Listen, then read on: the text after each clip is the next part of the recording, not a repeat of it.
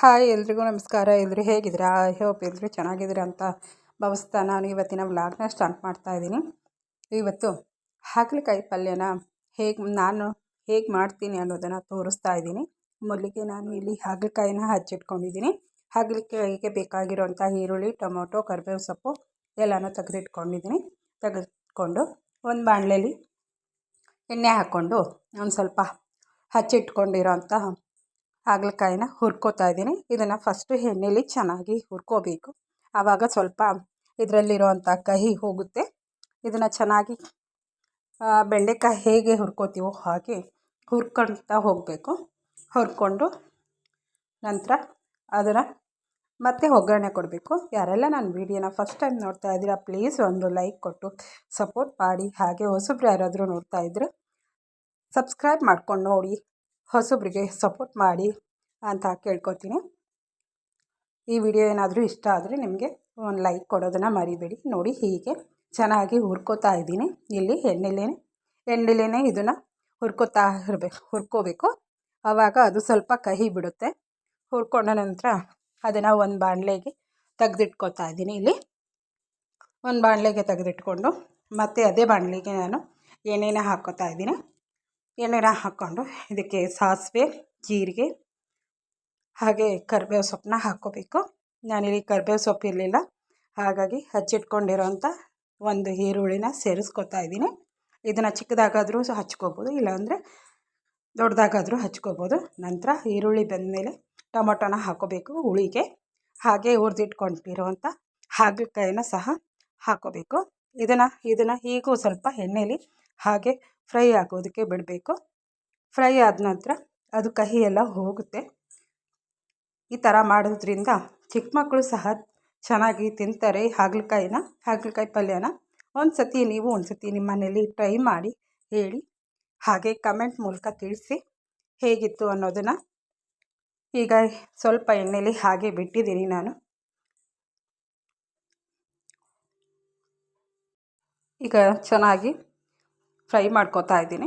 ಇದನ್ನು ಫ್ರೈ ಮಾಡಿಕೊಂಡು ನೆನೆಸಿಟ್ಟಿರೋಂಥ ಹುಣಸೆಹಣ್ಣು ರಸನ ಹಾಕ್ಕೊತಾ ಇದ್ದೀನಿ.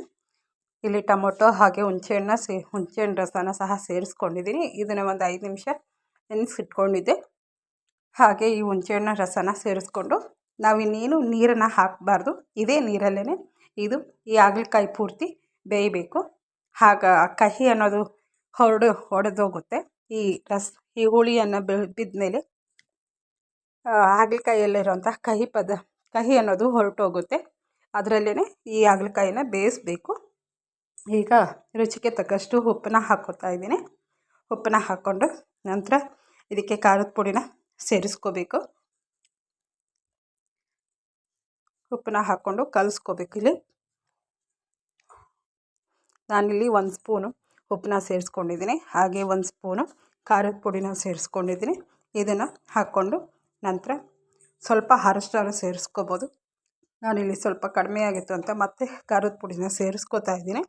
ಇದನ್ನು ಸೇರಿಸ್ಕೊಂಡು ಚೆನ್ನಾಗಿ ಇದನ್ನು ಹಾಗಲಕಾಯಿ ಜೊತೆಗೆ ಹೊಂದ್ಕೊಳ್ಳೋ ಥರ ಕಲಿಸ್ಕೋಬೇಕು. ಸ್ವಲ್ಪ ಅರಶಿನದ ಪುಡಿನೂ ಸಹ ಸೇರಿಸ್ಕೋತಾ ಇದ್ದೀನಿ ನಾನಿಲ್ಲಿ. ನಿಮಗೆ ಬೇಡ ಅಂದರೆ ಸ್ಕಿಪ್ ಮಾಡ್ಬೋದು. ಈಗ ಇದನ್ನೆಲ್ಲ ಈ ಹುಣಸೆಹಣ್ಣು ರಸದಲ್ಲಿ ಬೇಯೋದಕ್ಕೆ ಬಿಡಬೇಕು. ಯಾರೂ ವಿಡಿಯೋನ ಸ್ಕಿಪ್ ಮಾಡದೆ ನೋಡಿ, ಹಾಗೆ ಸಪೋರ್ಟ್ ಮಾಡಿ. ವಿಡಿಯೋ ಇಷ್ಟ ಆಯಿತು ಅಂದರೆ ಒಂದು ಲೈಕ್ ಕೊಡೋದನ್ನು ಮರಿಬೇಡಿ. ನೋಡಿ ಹೀಗೆ ಚೆನ್ನಾಗಿ ನೀರು ಸಹ ಬಿಟ್ಕೊಳ್ಳುತ್ತೆ ಸ್ವಲ್ಪ. ಅದೇ ನೀರಲ್ಲಿ ಹಾಗಲಕಾಯಿ ಪೂರ್ತಿಯಾಗಿ ಬೇಯಬೇಕು.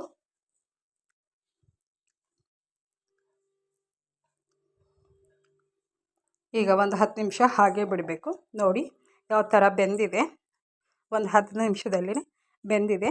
ಹಾಗೆ ಲಾಸ್ಟಿಗೆ ಇದನ್ನು ಸ್ವಲ್ಪ ಬೆಲ್ಲನೂ ಸಹ ಸೇರಿಸ್ಕೋತಾ ಇದ್ದೀನಿ. ಈ ಬೆಲ್ಲನ ಸೇರಿಸ್ಕೊಳ್ಳೋದ್ರಿಂದ ಉಪ್ಪು, ಹುಳಿ ಹಾಗೆ ಸಿಹಿ ಎಲ್ಲ ಕೂಡಿ ಈ ಹಾಗಲಕಾಯಿಯಲ್ಲಿರುವಂಥ ಕಹಿ ಪದಾರ್ಥ ಹೋಗುತ್ತೆ. ಹಾಗಾಗಿ ನಂತರ ಸ್ವಲ್ಪ ಕಾಯಿ ತುರಿನೂ ಸಹ ಸೇರಿಸ್ಕೊಂಡಿದ್ದೀನಿ. ಕಾಯಿ ತುರಿ ಹಾಕೋದ್ರಿಂದ ಇನ್ನೂ ಎನ್ಹಾನ್ಸ್ ಆಗುತ್ತೆ ಈ ಪಲ್ಯ. ಹಾಗಾಗಿ ಸ್ವಲ್ಪ ಕಾಯಿ ತುರಿನೂ ಸಹ 1-2 ಸ್ಪೂನಷ್ಟು ಕಾಯಿ ತುರಿನೂ ಸಹ ಸೇರಿಸ್ಕೊಂಡಿದ್ದೀನಿ. ಇದು ಕಾಯಿ ತುರಿನ ಸೇರಿಸ್ಕೊಂಡು ಅದನ್ನು ಸಹ ಕಲಿಸ್ಕೊಂಡು ಬಿಡಬೇಕು.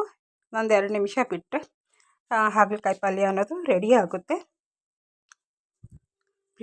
ಪ್ಲೀಸ್ ನೀವು ಒಂದು ಸತಿ ನಿಮ್ಮ ಮನೆಗಳಲ್ಲಿ ಟ್ರೈ ಮಾಡಿ, ಹಾಗೆ ಹೇಗೆ ಬಂದಿತ್ತು ಅನ್ನೋದನ್ನು ಕಮೆಂಟ್ ಮೂಲಕ ತಿಳಿಸಿ.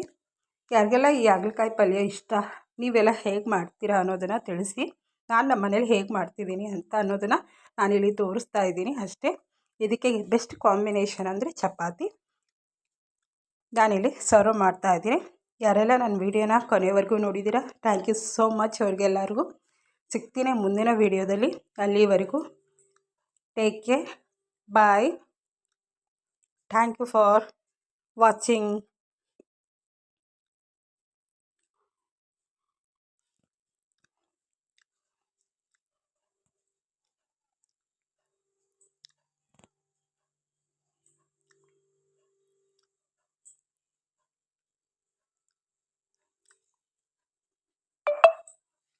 Thank you for watching.